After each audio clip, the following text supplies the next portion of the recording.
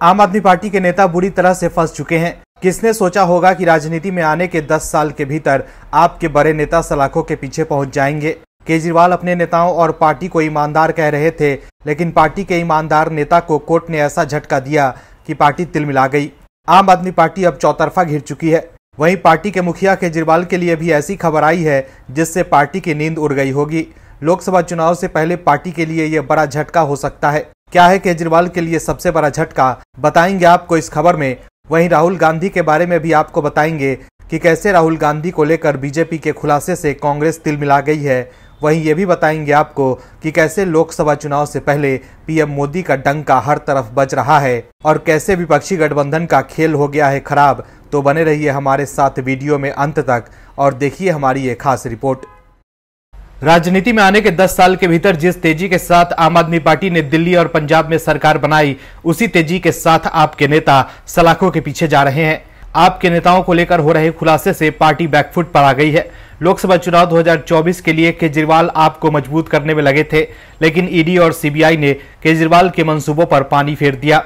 ED और CBI के खुलासे से आम आदमी पार्टी की मुश्किलें बढ़ गई है और केजरीवाल के लिए जवाब देना मुश्किल होता जा रहा है। आम आदमी पार्टी जिसे सिर्फ सत्ता का स्वाद चखना है, जिसके लिए उनके नेता दिल्ली और पंजाब को राम भरोसे छोड़कर राजनीतिक पर्यटन में लगे रहते हैं, लेकिन लोकसभा चुनाव से पहले आम आदमी पार्टी के ऊपर मुसीबतों का पहाड़ सा टूट गया है। आम आदमी पार्टी को भी मालूम है कि ईडी और सीबीआई ने उनका खेल बिगाड़ दिया है, तभी तो आपके नेता पीएम मोदी पर ईडी और सीबीआई के गलत इस्तेमाल का आरोप लगा रहे हैं। लेकिन कोर्ट उनकी इस दलील को मानने के लिए तैयार ही नहीं है कि आपके नेता निर्दोष हैं। दरअसल आम आदमी पार्टी के पास एकमात्र ऐसे नेता संजय सिंह हैं जो आपके लिए विपक्षी दलों के सामने बैटिंग करते हैं।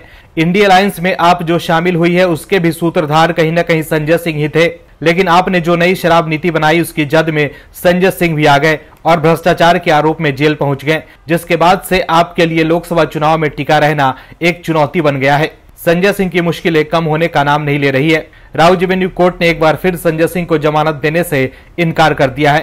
संजय सिंह के मामले की सुनवाई के पूर्व आम आदमी पार्टी के कार्यकर्ताओं ने दीनदयाल उपाध्याय मार्ग पर जमकर नारेबाजी की और बीजेपी पर राजनीतिक बदले के लिए संजय सिंह पर कार्रवाई किए जाने का आरोप लगाया, लेकिन उनकी इन कोशिशों का कोई असर नहीं हुआ और एक बार फिर संजय सिंह को जमानत नहीं मिली। इससे पहले दिल्ली हाईकोर्ट ने भी संजय सिंह को जमानत देने से इनकार कर दिया था। संजय सिंह को जमानत न मिलने से केवल उनकी ही मुश्किलें नहीं बढ़ी है, बल्कि इसमें आम आदमी पार्टी की भी लोकसभा चुनाव की तैयारियों पर भी असर पड़ रहा है। संजय सिंह मनीष सिसोदिया के जेल जाने के बाद वो अरविंद केजरीवाल के सबसे खास सहयोगी बनकर उभरे थे।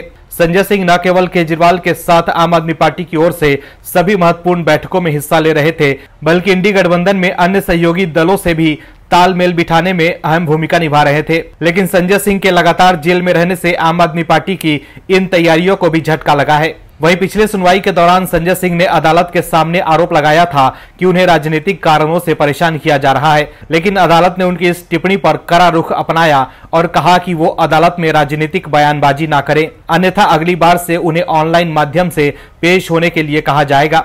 अब संजय सिंह अगर जल्द ही बाहर नहीं आते हैं तो लोकसभा चुनाव आपके लिए सपना हो जाएगा। आम आदमी पार्टी की मुश्किलें बढ़ती जा रही है। शराब घोटाले के जाल में पार्टी के नेता ऐसे फंसे हैं कि उनके लिए अपने आप को ईडी और सीबीआई से बचाना मुश्किल होता जा रहा है। वहीं अब खबर यह भी आ रही है कि आम आदमी पार्टी पर भी जांच एजेंसियां कार्रवाई कर सकती है। वहीं आपको आरोपी बनाए जाने के साथ ही पार्टी के मुखिया अरविंद केजरीवाल भी जांच के घेरे में आ सकते हैं। ऐसे में सवाल उठने लगा है कि क्या सत्येंद्र जैन, मनीष सिसोदिया और संजय सिंह के बाद क्या अब केजरीवाल की जेल जाने की बारी है। ईडी और सीबीआई के साथ साथ दिल्ली के केजरीवाल सरकार के खिलाफ बीजेपी ने भी मोर्चा खोल दिया है। देश के हर कोने में जाकर बीजेपी के नेता बता रहे हैं कि कैसे केजरीवाल सरकार ने भ्रष्टाचार को जन्म दिया है। बीजेपी के नेता आपको जनता के सामने एक्सपोज कर रहे हैं। केजरीवाल सरकार ने जो गुर्बत का गहना पहना, बीजेपी के नेता उसे जनता के सामने पेश कर रहे हैं।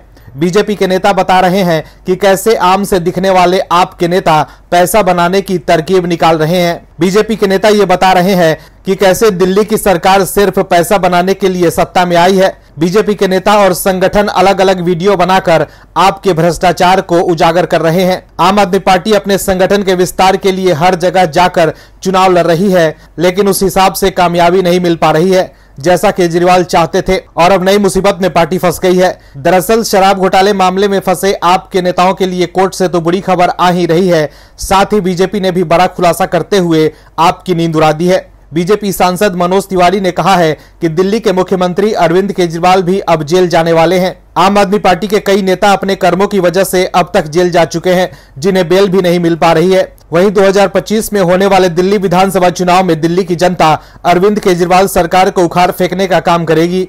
आम आदमी पार्टी पर तंज कसते हुए मनोज तिवारी ने कहा कि अब दिल्ली के मुख्यमंत्री अरविंद केजरीवाल को जेल जाने की तैयारी करनी चाहिए। मनोज तिवारी ने कहा कि आम आदमी पार्टी के सभी पदाधिकारी चोर हैं और चोरों की जगह जेल में है। गौरतलब है कि शराब घोटाले मामले में आपके नेताओं की मुसीबत बढ़ती जा रही है। मनीष सिसोदिया के बाद अब संजय सिंह को भी कोर्ट से राहत नहीं मिल रही है। शराब घोटाले में घिरने के साथ साथ दिल्ली में बढ़ते पॉल्यूशन को लेकर भी केजरीवाल सरकार बीजेपी के निशाने पर है। सत्ता हासिल करने से पहले केजरीवाल के पास सभी सवाल के जवाब होते हैं, लेकिन सत्ता पर काबिज होने के बाद केजरीवाल भ्रष्टाचार से लेकर दिल्ली में बढ़ते पॉल्यूशन को लेकर सवालों के घेरे में है और उनके पास कोई जवाब नहीं है।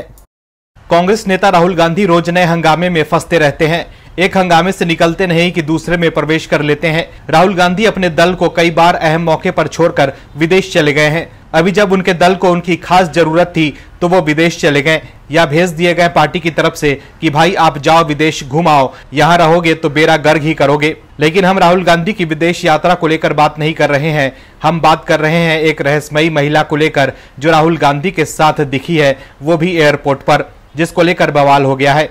राहुल गांधी का उस महिला के साथ तस्वीर वायरल हो रही है। सोशल मीडिया पर लोग राहुल गांधी की इस तस्वीर को लेकर चर्चा कर रहे हैं, तो वहीं तस्वीर वायरल होने से कांग्रेस झल्ला गई है। दरअसल कांग्रेस सांसद राहुल गांधी एक बार फिर चर्चा में है। ये चर्चा उनकी एक तस्वीर को लेकर हो रही है जिसमें वो एक महिला के साथ खड़े नजर आ रहे हैं। वहीं राहुल का तस्वीर वायरल होने के बाद कांग्रेस तिलमिला गई है। बता दें कि सोशल मीडिया प्लेटफॉर्म एक्स पर कुछ लोगों ने हरी टी शर्ट में दिख रहे कांग्रेस नेता राहुल गांधी की तस्वीरें साझा की और दावा किया कि वो उज्बेकिस्तान की अचानक यात्रा पर निकल गए हैं। यही नहीं, सोशल मीडिया पर लोगों ने तस्वीरों में दिख रही एक महिला की मौजूदगी पर भी सवाल उठाए और पूछा कि राहुल के साथ भूरे रंग की शर्ट में ये महिला कौन है। ये तस्वीरें खूब वायरल हो रही है। वहीं बीजेपी की कर्नाटक इकाई के आधिकारिक ट्विटर हैंडल से भी राहुल गांधी की तस्वीरें शेयर करते हुए लिखा गया है कि विदेशी कठपुतली राहुल गांधी एक और रहस्यमयी विदेश यात्रा पर निकल पड़े हैं। जब वो वापस आए तो प्रभाव के लिए तैयार रहें। हालांकि राहुल गांधी पर बीजेपी के हमले से कांग्रेस तिलमिला गई है। कांग्रेस ने वायरल तस्वीरों के पीछे की सच्चाई बताई है। तस्वीर में दिख रही महिला कोई और नहीं बल्कि राहुल गांधी के बचपन के दोस्त की पत्नी है। तस्वीरों में राहुल गांधी अपने बचपन के दोस्त अमिताभ दुबे और अमिताभ की पत्नी अमूल्या के साथ हैं। कांग्रेस प्रवक्ता सुप्रिया श्रीनेत ने एक्स पर एक पोस्ट में तस्वीरें वायरल करने के लिए बीजेपी ट्रोल्स पर निशाना साधा। सुप्रिया श्रीनेत ने एक्स पर पोस्ट में लिखा कि मूर्ख संघी और 2 रुपए के बीजेपी ट्रोल्स, मुझे आप पर दया आती है क्योंकि आपके पास ना तो दोस्त है और ना ही ऐसे लोग हैं जो आपके साथ घूमना पसंद करते हैं। तस्वीर में दिख रहे सज्जन राहुल गांधी के बचपन के दोस्त अमिताभ दुबे हैं और महिला अमिताभ की पत्नी अमूल्या है। इससे पहले कई लोगों ने अलग अलग दावे के साथ राहुल गांधी की तस्वीरें शेयर की हैं। हालांकि सवाल यह है कि 5 राज्यों में हो रहे चुनाव से पहले राहुल गांधी अचानक विदेश क्यों चले गए। हालांकि राहुल गांधी अपने सीक्रेट यात्रा से भारत लौट आए हैं, लेकिन वहां उन्होंने क्या कुछ किया इस बारे में कोई जानकारी नहीं मिल पाई है। लेकिन कांग्रेस के युवराज का चुनावी मौसम के दौरान या ऐसे समय में जब उनकी पार्टी को उनकी सबसे ज्यादा जरूरत है, जनता को बिना बताए छुट्टियों पर जाने का उनका इतिहास रहा है। राहुल गांधी अपने विदेश यात्राओं के दौरान कई बार विवादों में घिर चुके हैं। वहीं इस बार भी चुनावी मौसम के बीच राहुल गांधी के गुप्त विदेश यात्रा को लेकर कांग्रेस को सोशल मीडिया पर अपने युवराज का बचाव करना पड़ रहा है।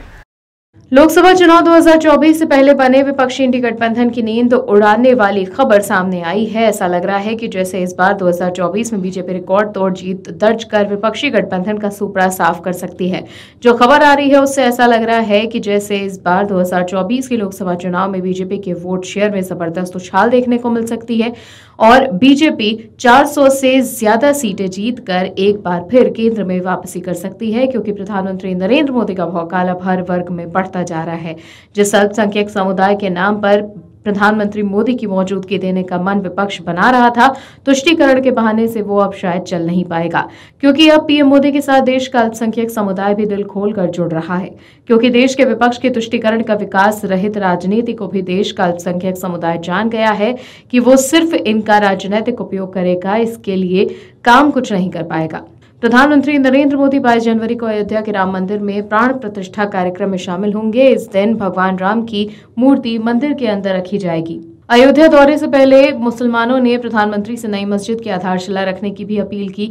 अयोध्या के मुसलमानों ने पीएम मोदी से अनुरोध किया कि जब वो जनवरी में अयोध्या का दौरा करें तो मस्जिद की आधारशिला भी रखें।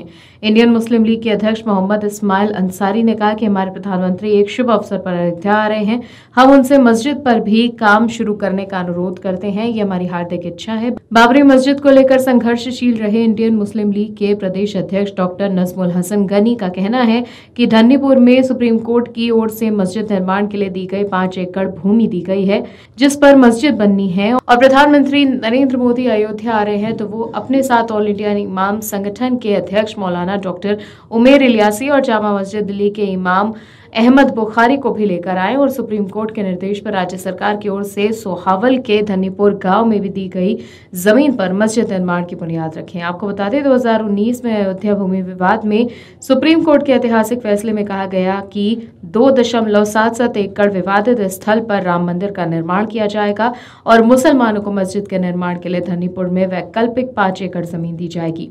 जहां मंदिर निर्माण के लिए श्री राम जन्मभूमि तीर्थ क्षेत्र का गठन किया गया, वहीं मस्जिद के निर्माण की देखरेख के लिए इंडो इस्लामिक कल्चरल फाउंडेशन का गठन हुआ।